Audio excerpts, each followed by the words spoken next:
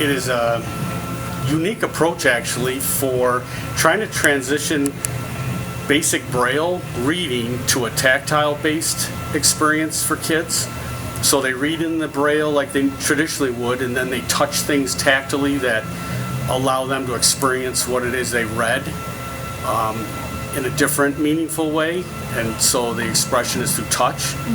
So I got a hold of those people out there in Colorado, and they got back to me, and they told me what the basic elements were that you had to include. And so I got my 8th graders, asked them what they thought, and they said that they were game for that, and we tried and started, and then it started to go a little further, and we got a finished product ultimately.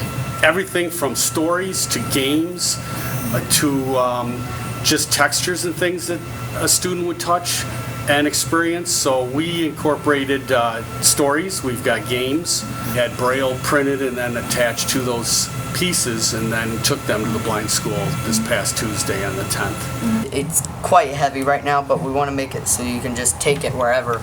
And we want to make it so it's very cheap, because like it's made of 3D printed material, and one roll of the material costs probably around $80, $70, depending on what 3D printer you have. So we want to make it so it's like around $12, $20. That's the goal, but we want to make it so it can be produced everywhere, and then we want to make it so it can be shipped easily. So we want to basically make it so this folds over here, or it folds the other way, and then maybe like a burlap sack or something, I don't know, that goes over it.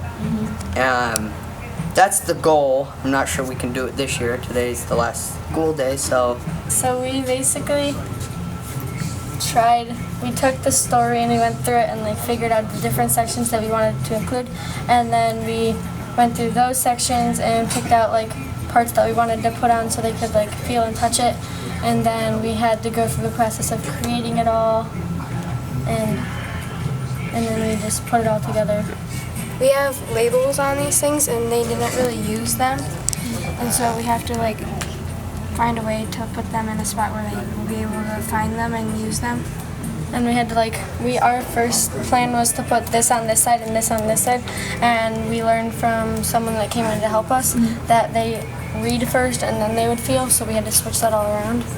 So basically we wanted to like create the social media but bring it into life and throw out textures so they could feel it. And we know it's pretty difficult for visually impaired to use social media, so we wanted to make it easier for them and try to experience it in that way. To almost put them in the post as if we're just. And for them to like realize it through the texture of the board. We kind of chose a site that mainly involves pictures, but if they could feel it and try and be in it, because the Instagram that has the accessibility for blind people, it tells them what it is, but they don't really get to experience it as much as they could.